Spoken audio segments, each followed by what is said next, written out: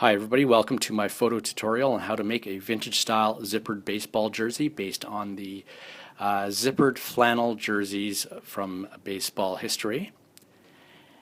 This is part one of 3 videos. It'll cover fabric selection, cutting the fabric, and starting to sew. I just shop at regular fabric stores, and as you can see here, I was able to find a nice wool pinstripe suiting material. I generally shop in the suiting section, as you can find wool fabrics that are the right weight and feel for a nice vintage baseball jersey look. If you live in a warmer climate, you might have a hard time finding wool fabrics, but there are a lot of other fabrics in a store that you can use. Cotton twill is a great choice that you can find almost anywhere. It's inexpensive, easy to use, and it looks very authentic, and it comes in a lot of different colors. But look around your local fabric store, you'll probably be surprised to find a lot of different things that you can use. Here's a close-up of my material. You can see it's got a really nice texture and a really nice off-white color, perfect for capturing that vintage look I'm after. So I don't work off of a pattern. I just cut out the pieces based on measurements, and this is because vintage baseball jerseys were pretty boxy in their cut, so no need for a specific pattern.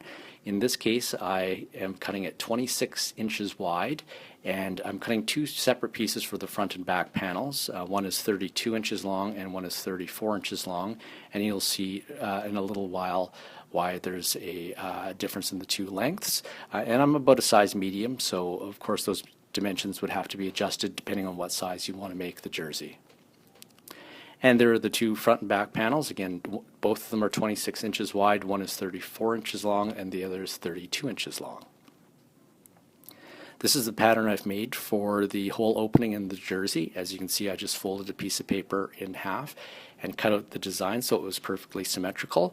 For this, you can copy this off of an existing jersey. You can design your own, or you could certainly take a screen capture of this one and print it out and cut it out and use that design. It works great for me. And you can see I folded over the pattern, and I'm only using the front part. Obviously, the hole in the jersey is going to go over the front and the back panels, but I just want to cover the front right now. This is the 32-inch long panel for the front, and that's the pattern, and that's what it looks like when I've cut it out. And for the back panel, I want to cut a piece the correct width, but I'm going to have to go back and recut it, and you'll see why in a second. When we sew the 2 pieces together, you're going to lose a lot of the size of the hole, so we'll have to go back and recut it. So for now, I just cut it. It's about 1 inch deep in the same proper width as the pattern. So we're going to do a flat felled seam to make this jersey, and what this does is it closes the raw edges of the fabric into the seam so you don't see them when you turn the jersey inside out. This provides a really nice finished look to the jersey, plus it also is very authentic to the way the original jerseys were designed, so you'll have a really nice authentic looking jersey. And just I've pinned it on the exact same way on the opposite shoulder, and just run a line of stitches, and you can see there the 2 pieces are sewn together. I should mention that both of the good sides of the jerseys are exposed, so this is bad side to bad side, and so what you're seeing there is the front of the good side of the jersey. So this is what it looks like when we folded it out. The back piece is the longer piece, the 34-inch panel, and you can sort of see here that it sticks up and is longer than the back piece. You can't really see it in this picture, but that is the part that's sticking up that you see is the back panel, which is on the left side of this photo. And here's a quick video that just shows what you do to create the flat felt seam. You just fold over the seam, the fabric like this, and that closes in the raw edges of the fabric. And then we pin them, as you see here, and the same on the opposite shoulder. And then we put it on the sewing machine. We just run a line of stitching, as you can see on that open edge opposite to the line of stitching you've already done. And there it is, a beautiful flat felled seam. Looks great. And now you can see here why I didn't cut out the entire hole initially, as by doing the flat felled seam does take a lot more fabric than just a basic seam that you might do. So now I've used the full size of the pattern and drawn on with a pencil and just cut it out, and now that's the finished hole and looking good. So I do have a pattern that I've made, and this is for the collar placket, part of the baseball jersey, which really gives jerseys a lot of their signature look. So I've made this pattern out of cardboard. You can see it here. Really, you could just trace it. I think it's about 2.5 inches wide, so you could just make that based on the hole opening. And again, pretty simple. And what you're going to want to do is use that pattern to create two equal or mirror image pieces from your fabric, making sure that both of these are the good side up. And then we sew them together. Just a basic stitch. This is going to stitch. This seam will be hidden on the final jersey, so you can just do a basic seam there, making sure that it's the exact same size as the hole opening. So there you see it there.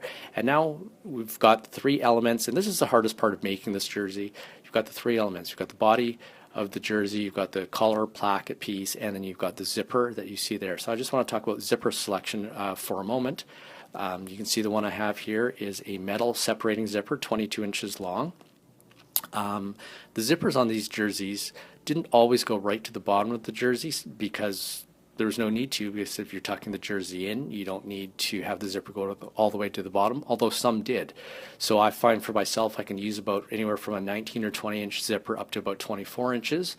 And in this case it was 22. You can see the color goes quite nicely with the fabric, and more importantly I want a metal zipper, in this case a brass look zipper, because it just has that vintage look that I'm going for.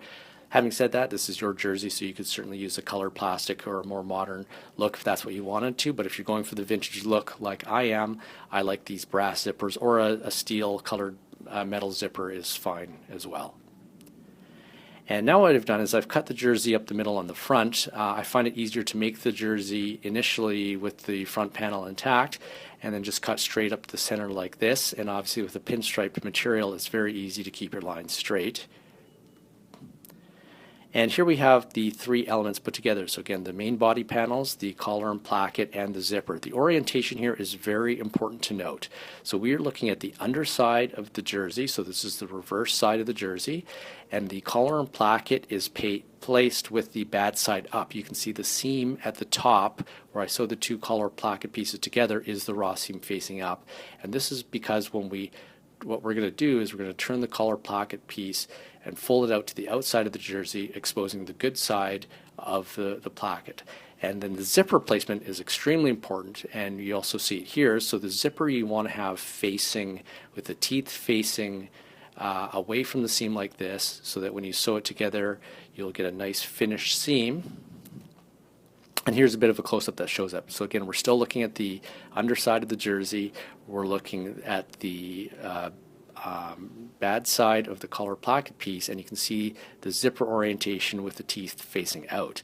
Now you also want to make sure that you get the slider on the correct side so that it zips up properly when you fold it. Now this is all being done by pin, so you don't have to worry about it too much. You can pin it all together, fold it right side out, and make sure you've got everything in place before you sew it. And you can see here, this is actually pinned, and I've turned it out. So this is the good side of the jersey, and you can see the slider is in the correct place on the correct side. The teeth are both facing out, so this jersey will zip up properly. And again, here's just a further shot of the same thing. Now, I've pinned this together, but what you want to do is baste it together. Basting is just a loose hand stitch. Because you've got 3 pieces that you're sewing together, and because the zipper can be quite heavy with the metal teeth, I found that pinning it just isn't enough to keep everything where you want it to be. And in this particular case, everything has to line up properly. So I based it with a hand stitch, and the extra time taken here is well worth it, because it can be very frustrating to get everything where you want it. And you can see this is the completed basting all the way around the jersey. So this picture shows the good side of the jersey, but I've only folded out the collar and placket on the left-hand side of the photo, so you can see the sewing, the stitching that I've done on the right-hand side, and then what happens when you fold it out on the left-hand side, you just get the zipper is, again, all the raw edges of the zipper are nicely enclosed into the fabric, and it's going to look great. And here's just a wider shot of the exact same thing. On the left side, this is the good side of the jersey. On the left side, we've folded out the collar placket to expose the teeth. On the right side, you can see where I've sewn it all together. That seam will be enclosed in the final stitching. You won't see it.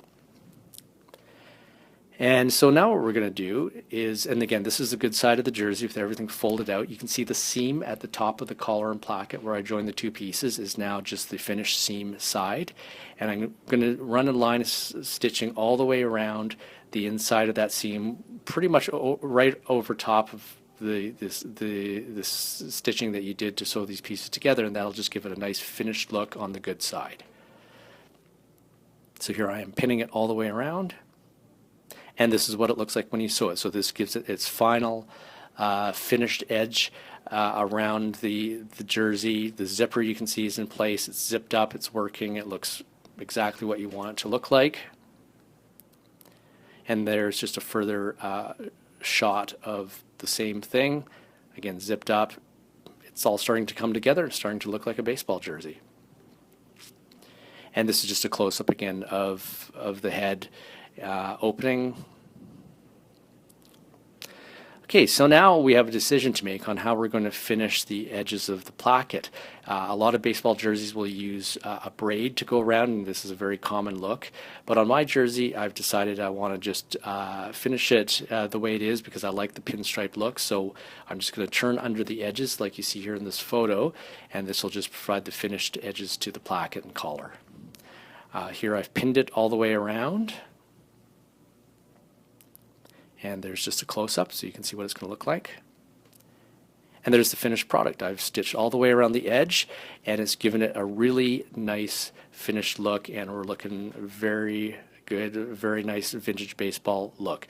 One thing I will mention is that the tight corners right at the top you see on either side is the hardest part of this process, and I recommend you actually base that part, because when you pull the pin out when you're doing your sewing, that corner is going to want to pop out. So you don't need to base the entire edge of the placket and the collar, but at those two tight corners I recommend doing it, and that way you won't have the fabric trying to come up on you. And there it is. This is the completion of the first part of the design, which is creating the body panels, and with the zipper and the placket and collar all finished. So please check out part 2, which will be a separate video, and in that video I will be adding the sleeves and finishing the basic jersey. Thanks for watching, and you can follow me on Twitter at Waffleboard, and stay tuned for part 2 of our vintage baseball jersey how-to video. Thank you.